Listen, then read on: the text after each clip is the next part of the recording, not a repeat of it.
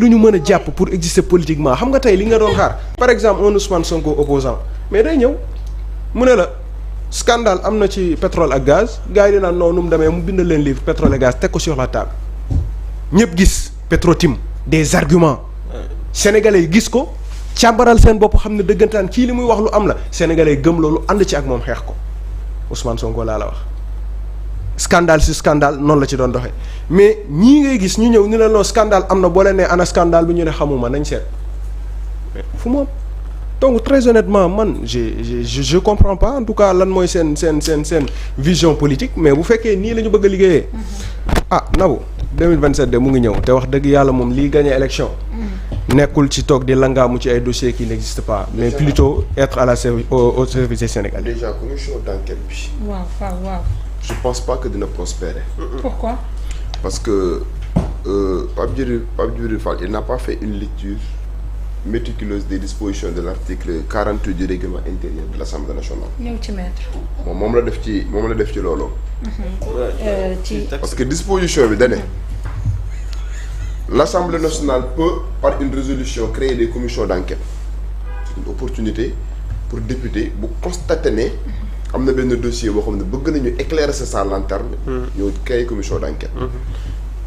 disposition bi ne les commissions d'enquête sont formées pour recueillir des éléments d'information sur des faits déterminés et soumettre leurs conclusions à l'Assemblée nationale. mais déglul phrase bii di ñëwal. Il ne peut être créé de commission d'enquête lorsque les faits ont donné lieu à des poursuites judiciaires et aussi longtemps que ces poursuites sont en cours. nga ne il ne peut. Il ne peut être créé de commission d'enquête lorsque les faits ont donné lieu à des poursuites judiciaires et aussi longtemps indi na ay poursuites judiciaires def na ci yoon ba noppi et aussi longtemps que ces poursuites sont en cours. te lu muy gën a yàgg poursuites yi nekk ci en cours yow mënoo cee dellu si waat. maanaam mënuñu def commission d'enquête parlementaire. C'est pas possible à la matière. kon moom mënul la bëgg a yàgg suñu temps. C'est pourquoi j'ai dit que même ça ils ne le savent pas. Il n'a pas fait une lecture attentive des dispositions de l'article 48 bi nga xam ne moom la invoqué du règlement intérieur de l'Assemblée nationale. Donc pour vous dire que mooy li fari wax rek c'est des gens yoo xam ne ils essaient juste d'amuser la galerie alors qu'en réalité. léegi ñoom lan lañ mën moom en tant que parlementaire moom Thierno Alassane Sall mi nga xam ne boobaak léegi ñu ngi agiter débat bi parce que man li may proposer am na internaute bu ko wax bu ñu leen invité bu ñu ñëw wax ci mbir mi dootuñ waxati. et puis quand ñu débat dootuñ ci duggati. léegi mais dama bëgg a xam ñoom en tant que parlementaire lan la ñu mën a def pour leeral mbir mi bu fekkee ni dañoo téye parce que yaa ngi koy wax sànq léeg-léeg mën nga accuser nit boo demee nga teg preuve yi boo matul yoon mën na retourner ci sa kaw. ñoom lan lañ mën a def pour leeral mbir mi comme nee nañ boobaak léegi dañoo bëgg mu leer te lu ñu teg ci table bi doyu leen. non c'est-à-dire le problème en question Nabou mooy justice prononcé wu na ci déjà. Le ministre bi nga xam ne tey jii moom mooy la tutelle.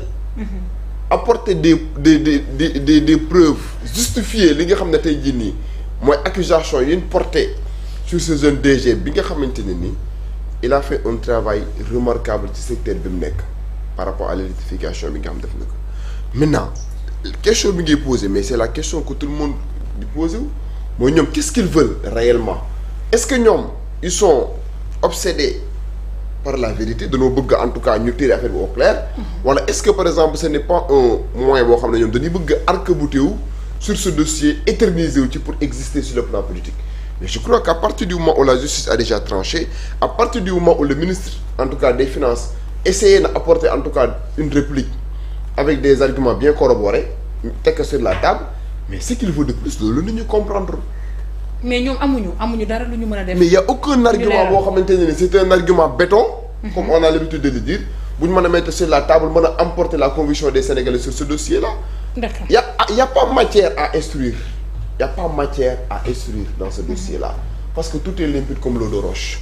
D'accord mami kon ñu may ñu jàmm bu fekkee maître li mu leeral leer na ministre des finances génn na leeral directeur ASER ci boppam leeralati benn agent bu nekk ci ASER génnoon na def ay leeral ci li nga xamante ne moo ñeel contrat PAO bi boobaak léegi ñu ciy wax maître nee na li ñu bëgg mënul nekk. non c'est drôle. c'est trop drôle en fait c'est ce qui est drôle. mooy ne ce qui est drôle mooy man mi sonn naa ci dossier. et puis Nabou Nabou, franchement, ce qui est drôle, c'est quel gâchis, franchement, quel gâchis. Oh là là, c'est une perte de temps énorme, c'est fatigant, c'est vraiment maintenant pour les nerfs, pour le monde, on n'en peut plus, on est fatigué de politique, yo xamanteni, mes frères. Toi, tu ignores, yo, ignorer nga yo, non, phrase, il ne peut. Voilà, oui, absolument. Ouais, Pape ne peut pas. Il ne peut être créé de commission d'enquête lorsque les faits ont donné lieu. dama la ko ñaan à des poursuites judiciaires. phrase bi dafa gudd. yamal ma ci il ne peut bi. négation rek Pape ne peut. Il ne peut pas moom il ne peut pas franchement. C'est du gâchis. Moi c'est un gâchis énorme. Franchement je vais pas leur accorder l'occasion d'avoir une promotion encore une fois que ça soit via une politique wala une stratégie de député yoo xamante ne yow ci sa jëmmi bopp maîtriser woo sa article bi ngay cité saa waay may ñëw di waxaat say wax mooy ne man bëgg naa perte sama temps dëgg c'est dur de s'opposer à ce régime c'est très dur parce que quand même il faut au moins maîtriser li nga xamante ne moom ngay wax ni mais vous êtes drôle franchement moi l'affaire Azer je non mais discutons de Waly Diouf Bodian ce qu'il a fait au port autonome de Dakar malgré vague de contestation yi am yëpp malgré licenciement yi nga xamante ne wax nañu am na fa yëpp malgré li nu koy critiquer ak di ko xas lépp Waly Diouf Bodian jëlee na port ci ay résultats yoo xamante ne chiffre d'affaires net bu c'est 15 milliards et quelques yóbbu ko 19 milliards et plus nañ wax ci loolu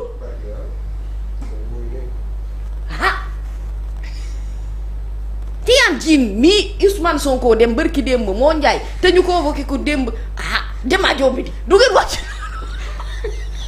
wala foog ñu wax ci rapport bi wala c'est trop technique. rapport Baboo tëj na sujet bi moom ni kii këppee yalwaanu ñee Baboo noonu la këppee yalwaanu ñu bari et j'en vois d'autres en fait qui s'agrippent sur des argumentaires yoo xamante ne yow tu n'as pas droit à la parole. Tu sais quand tu rates le coche depuis le début c'est difficile train boo xam ne mu ngi lay romb jëm 2050 nga bëgg koo dabi te yow bokkoo ci train de départ yow yéegoo bi départ bi di dem te train bi départ na bu yàgg de départ na ba ñu fale président Bassirou Diomaye Diakhar Faye. Tu crois qu'on va continuer à nous épuiser ce qui nous reste le peu d'efforts dans ce pays puisque c'est aussi dur de se réveiller le matin et de parler à des gens qui ne veulent pas admettre la vérité. Pape Djibril Fall problème rattrapage de cours la am oui il a raté beaucoup trop de cours c'est vrai quoi il ne savait pas que Thierno Alassane Sall avait déjà fait ça hein il ne savait pas que dossier bi yóbbu nañ ko justice ba pare qu'est-ce qui se passe on doit passer tout notre temps nous à parler de Azer